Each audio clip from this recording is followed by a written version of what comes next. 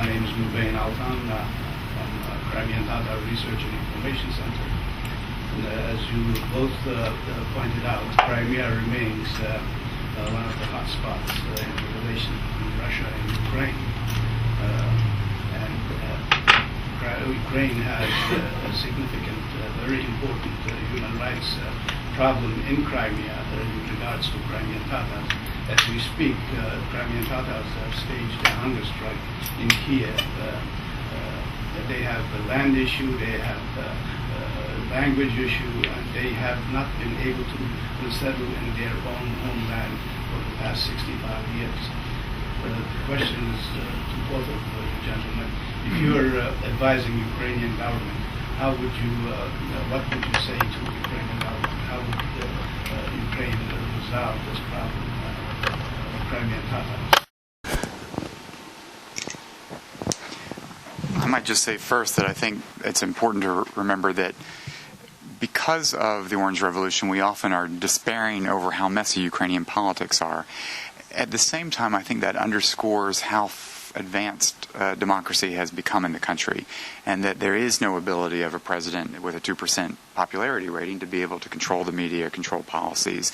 And while that can be frustrating and divisive, in many respects, thank goodness it's not as tidy as politics in Moscow, if you will.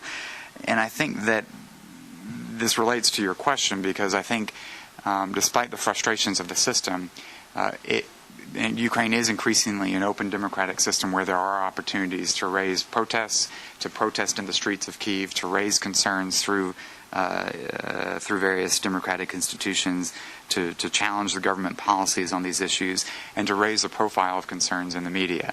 And I think that is how a democratic system should operate, and that's what I hope we will see a way forward in terms of addressing issues related to Crimea and Ukraine. What has caused concern on our part are irresponsible comments coming from some outside Ukraine and even from some in Ukraine about the place of Crimea. And I think that is dangerous to even begin to open that question. Many of us were stunned by some of then President Putin's comments in Bucharest, questioning and raising questions about potentially the territorial integrity of Ukraine. And after the disaster we have seen in Georgia, that's a dangerous game, and I think it's rhetoric that we need to avoid. I do think that Crimea is a priority in terms of the West looking at how to engage the regions in Ukraine, as well as and particularly Kyiv. And I would want to see a more clear engagement of opportunities for the communities in Crimea, for economic growth, for development. I think that is a key element of Ukrainian national policy to develop and solidify the concept of territorial integrity in the country. Just a brief comment to add. It, I think, goes without saying that as Ukraine develops in democratic direction, respect for all minorities and all ethnic groups is critical. And that Crimean Tatars are no exception to that, obviously. Ukraine has enough problems as it is with the Russian factor in Crimea. It doesn't need to compound those problems in Crimea by adding the Crimean Tatar issue to that list. So this is an issue I know that certain Ukrainian officials, past and present, have taken very seriously. I remember Mr. Rybachuk making a number of trips to Crimea dealing with this issue as well as the Russian part of this. And I hope that as things move forward with the election and after the election, that this is an issue that will get serious attention in the capital.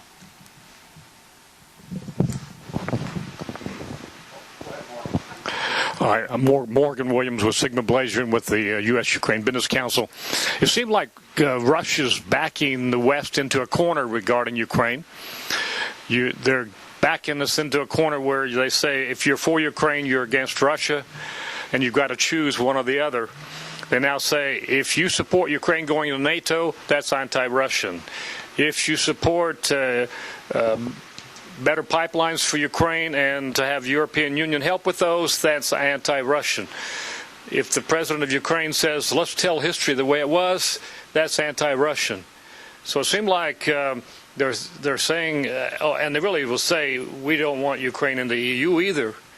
And so it seems like almost every positive action the West can take toward Ukraine, Russia's then saying, hey, that's anti-Russian, you're against Russia. And they've now got Germany and France and others to veto just about anything related to NATO and to stand up strongly.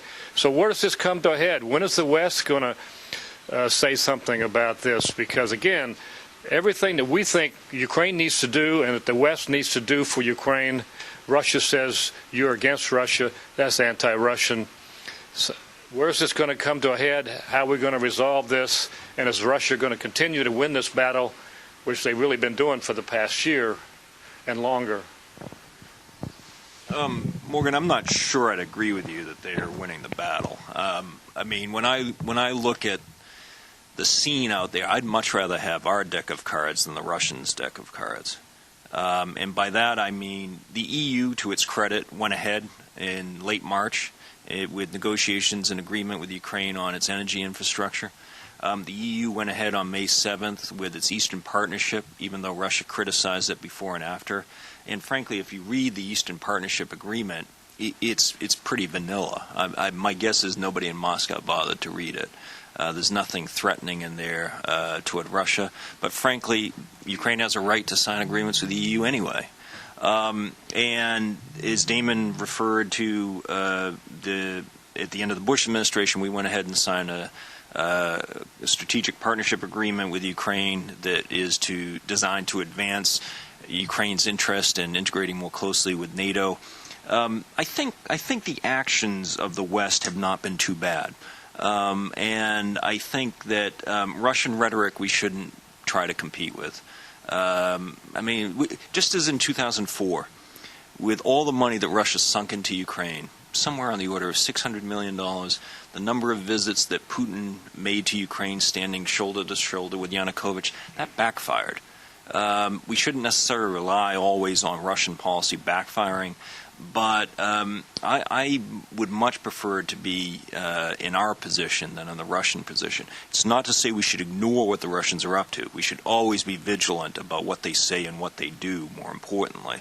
But at the same time, Russia's policies have had a tendency to lead to the opposite result of those intended, not least in 2004. And so I think a steady approach of engagement by both us and the EU, as well as NATO, that's the way to go. And Morgan, if I might add, I do think your premise is accurate that Russia has framed the issue as a zero-sum game. We do something at their expense, and that will inevitably lead to conflict. And so that's where, as I discussed earlier, if the Russians lay the price for cooperation with the United States on strategic issues globally, if the price is selling out countries like Ukraine and Georgia and backing away from NATO's commitment in Bucharest, that price is too high. And that's why the private discussions that President Obama will have with President Medvedev are so important, to set the terms and the expectations, because this will only succeed if Russians begin to think about cooperating with us in a way that isn't in a zero-sum framework.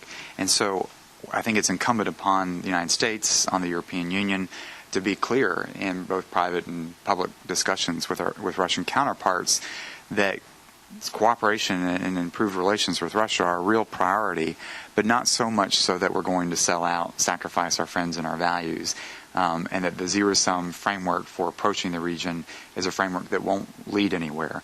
And this is why I think we share a little bit of skepticism about how far this effort will go with Russia, because for it to work, Russia, as we both have argued, Russia needs to be resetting a button as well. And we have yet to see that reciprocal action.